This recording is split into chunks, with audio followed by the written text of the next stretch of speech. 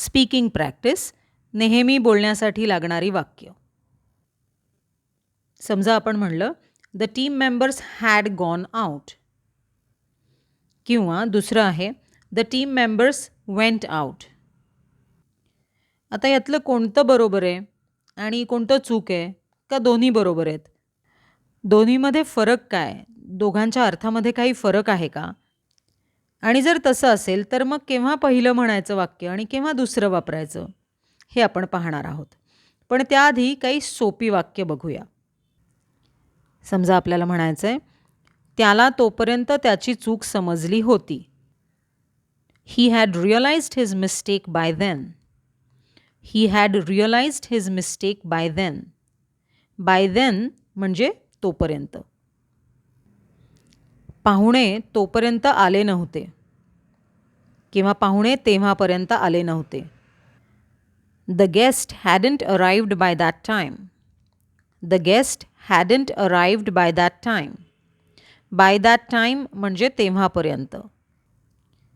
आम्ही घरून निघण्यापूर्वी तिने आम्हाला कळवलं होतं. She had informed us before we started from our place. She had informed us before we started from our place.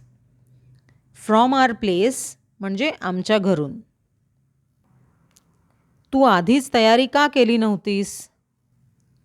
Why hadn't you prepared beforehand. Why hadn't you prepared before hand.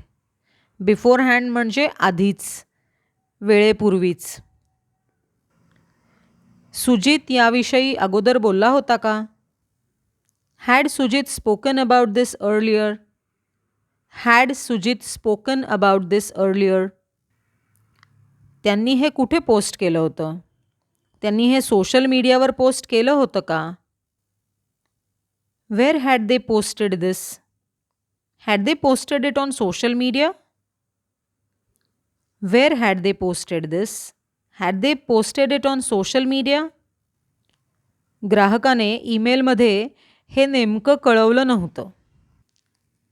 The client hadn't specified this in the email. The client hadn't specified this in the email. जेव्हा रिया ऑफिसला पोचली तेव्हा तिचे सहकारी आधीच बाहेर गेलेले होते. When Riya reached office, her team members had already gone out. When Riya reached office, her team members had already gone out. या वाक्यातला आपण दुसरा भाग बघूया. म्हणजे रिया जेव्हा ऑफिसला पोचली त्याच्यानंतर काय झालं हा भाग. समजा आपण म्हणलं the team members had gone out. दुसरं एक वाक्य आहे the team members went out. यातलं काय म्हणता येईल आपल्याला? रिया ऑफिसमध्ये गेली तेव्हा. रिया ऑफिसमध्ये पोचली. Riya reached office. याच्या अगोदर ज्या गोष्टी झाल्या होत्या म्हणजे टीम मेंबर्स बाहेर गेले होते त्याच्यासाठी आपण हॅड गॉन वापरतो, वेंट न वापरता. त्यामुळे पहिलं वाक्य या ठिकाणी बरोबर आहे. वेन रिया रीच्ड ऑफिसच्या नंतर या दोन्हीपैकी पहिलं वाक्य येईल the team members had gone out. समजा असं असतं रिया ऑफिसला पोचली, रिया रीच्ड ऑफिस आणि तेव्हा टीम मेंबर्स तिथेच होते आणि त्यानंतर जर ते बाहेर गेले असते तर आपण दुसरं वाक्य वापरलं असतं the team members went out. पण तशी सिच्युएशन नाही आहे. त्यामुळे आत्ता आपलं करेक्ट वाक्य असणार आहे when Riya reached office her team members had already gone out. पुढचं वाक्य बघूया. पदवीपूर्वी अभ्यासात त्याची कामगिरी फारशी चांगली नव्हती. ही hadn't done well in academics before graduation. He hadn't done well in academics before graduation. Amit आमच्याबरोबर जपान ट्रिपला आला नाही. तो जपानला आधीच जाऊन आला होता का? Amit didn't join us for Japan trip. Had he been to Japan before. Amit didn't join us for Japan trip. Had he been to Japan before? आता आपण या सगळ्या वाक्यांमध्ये जर बघितलं तर काय कॉमन आहे?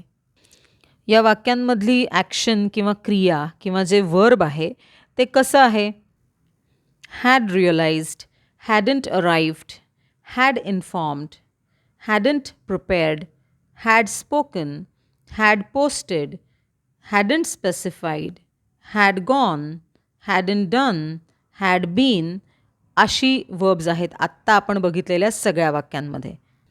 म्हणजेच प्रत्येक ठिकाणी हॅड आणि वर्बचा पास्ट पार्टिसिपल म्हणजेच हॅड आणि वर्बचा तिसरा फॉर्म असा आहे. किंवा हॅडंट म्हणजेच हॅड नॉट, हॅडंट आणि वर्बचा पास्ट पार्टिसिपल म्हणजेच तिसरा फॉर्म असं आहे सगळ्या वाक्यांमध्ये. आता आपण काही वाक्य करून बघायचा प्रयत्न करूया. 2 वर्ब्स आहेत. पहिलं हॅड रिअलाइज्ड किंवा हॅडंट रिअलाइज्ड. याच्यापासून एक वाक्य तुम्ही बनवून पहा. दुसरं आहे हॅड प्रॉमिस्ड किंवा हॅडंट प्रॉमिस्ड. या दोन्ही वर्बपासून तुम्ही करेक्ट वाक्य बनवून पहा. शंका आली तर जरूर विचारा. आपण बघितलं हॅड गॉन आणि वेंट याच्यामध्ये काय फरक आहे अर्थाच्या दृष्टीने, कोणतं बरोबर आहे, कोणत्या सिच्युएशनमध्ये कोणतं बरोबर आहे हे आपण समजून घेतलं. त्यानंतर हॅड बीन कसं वापरायचं हे आपण बघितलं. बोलण्याची प्रॅक्टिस करून बघितली.